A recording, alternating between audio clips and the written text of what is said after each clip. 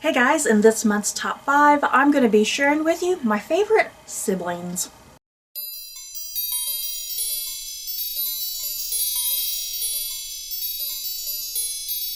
So, let's get going. Is there really much to say about the topic of siblings? You either have a sibling or you don't.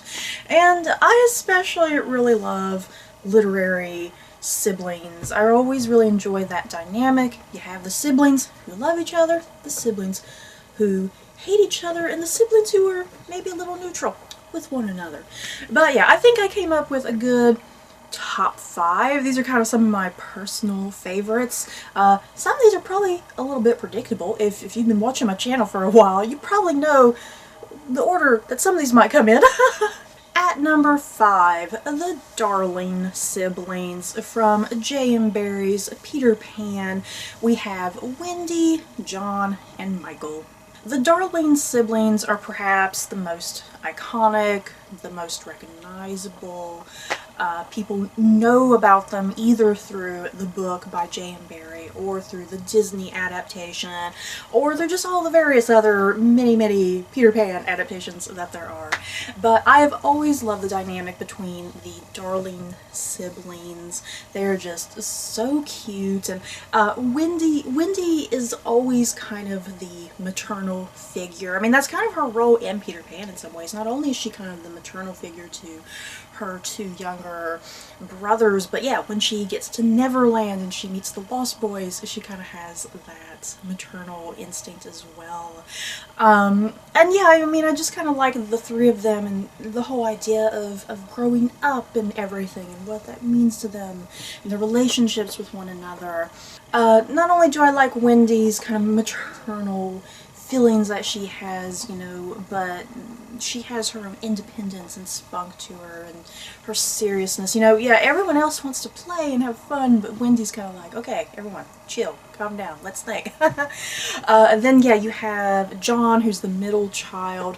I think John definitely suffers a little bit from being the middle child, you know. I mean, he kind of has that personality. He's very intelligent. He's almost a little posh and prim, if you will. He's definitely going to follow in their father's footsteps, that's for sure. And then you have Michael, who's the youngest, and his little plushy teddy bear, you guys. I just adore him carrying that teddy bear around with him. He carries it around in the book, doesn't he? I think he does, because I have the Disney version of Michael in my head, but I think in the book he has that teddy bear too, if I'm not mistaken. At number 4, the Pevensey siblings. In the books, the Chronicles of Narnia, I guess more specifically for this video, The Lion, the Witch, and the Wardrobe, written by C.S. Lewis. What to say about the Pevenseys? I love the Pevenseys. We have Peter, who is the oldest, and then Susan, Edmund, and Lucy. They all have such an intriguing relationship with one another, especially as seen in The Lion, the Witch, and the Wardrobe, because I think after that book they definitely all come together, you know, after the events of The Lion, the Witch, and the Wardrobe, because in The Lion, the Witch, and the Wardrobe, their relationships are kind of tested to some degree, especially with the things that Edmund gets up to. He gets up to a lot of different things that's a little bit treasonous. he betrays the family to some extent. He betrays the idea of Narnia.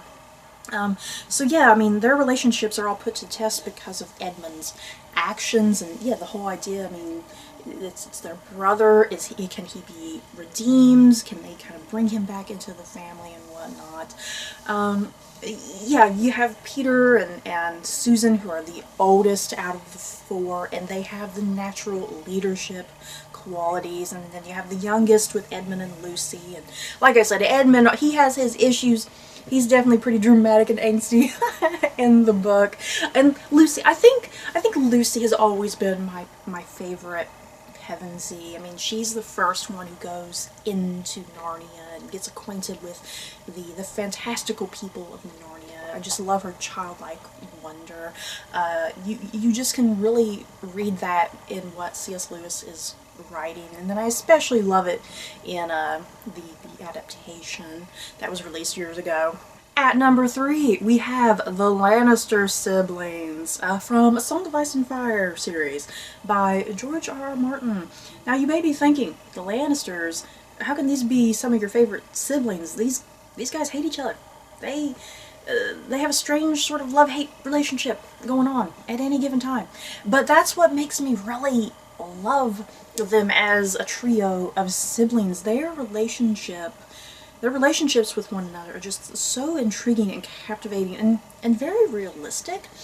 I guess, you know, they have very realistic relationships with one another. I mean, aside from the incest, let's ignore the incest with Jaime and Stacie.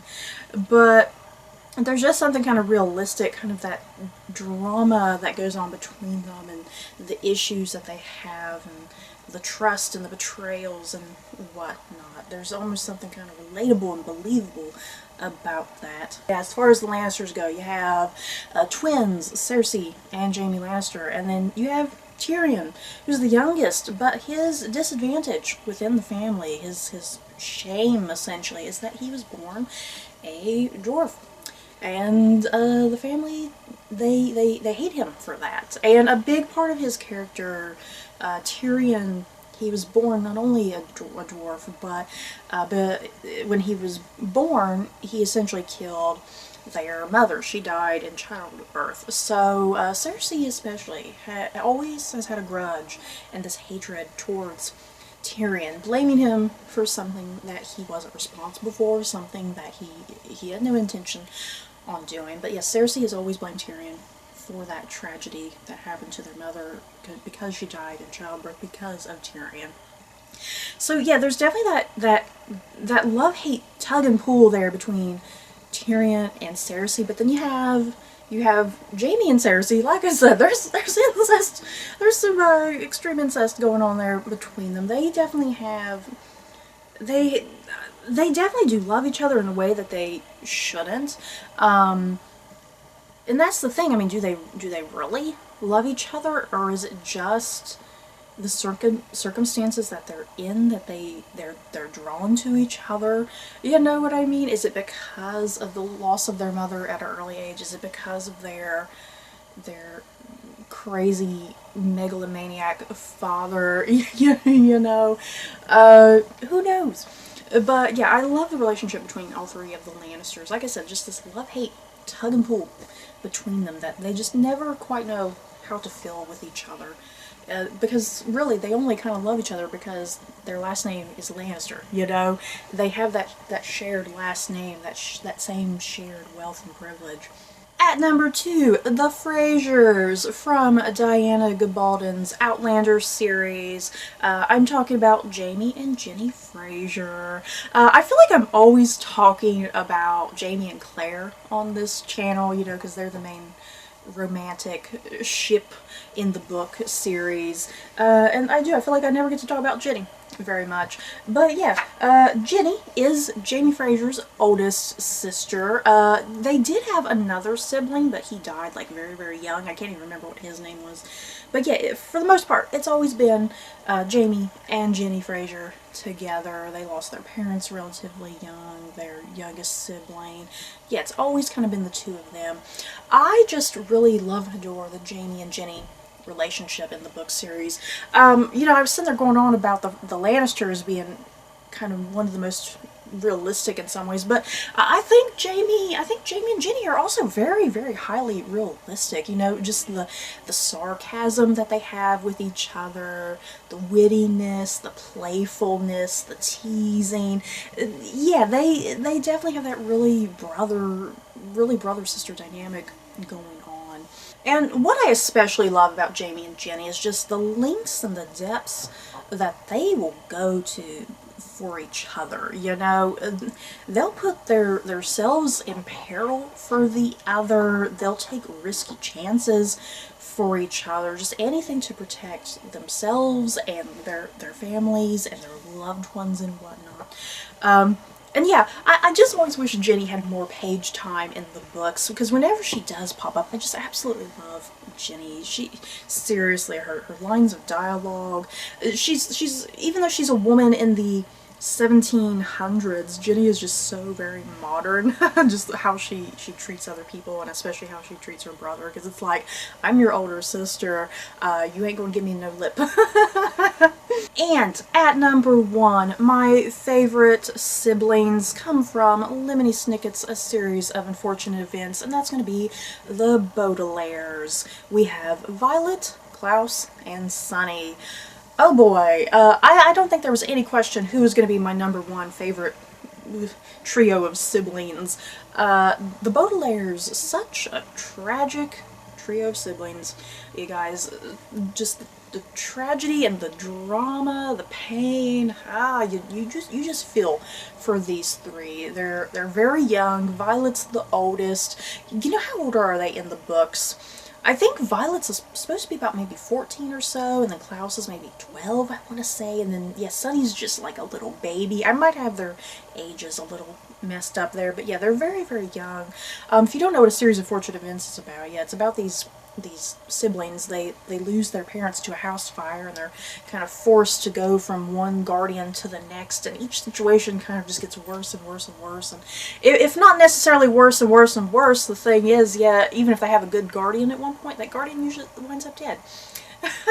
So yeah, the Baudelaires, what I love about the Baudelaires is just their pure innocence. They are just the very epitome of innocence, I think. They have this crazy amount of bravery and courage and spunk, and they work best when they're together, when they are a team.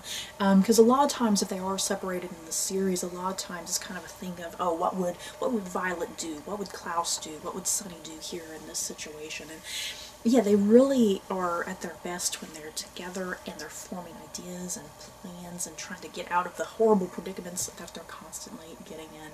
So yeah, because of that, because of just their innocence and their bravery and their courage, I mean, that's what has always stood out to me, and why I love the Baudelaires, why they are my favorite siblings from any series of books that I've read. So, yeah guys, that's it for this month's top 5. In the comments below, what siblings did I leave out? What are some of your favorite siblings? It can be brothers and sisters, or yeah, it can be a trio of siblings. It can be a group of 4 or 5 siblings. You may be wondering, why didn't you put like the Starks from Game of Thrones, or the Weasleys from Harry Potter? The reason I didn't put any of them in this video is because last year I did a top 5 for like my favorite families. So yeah, I put all those like in favorite families. So yeah, you guys, do you like my list? Is it good? Is it bad? I don't know. I like it. But who are some of your favorite siblings? Just let me know your thoughts down in the comments below. Don't forget to like, comment, and subscribe. And if you like this video, you may like these other videos. Bye guys.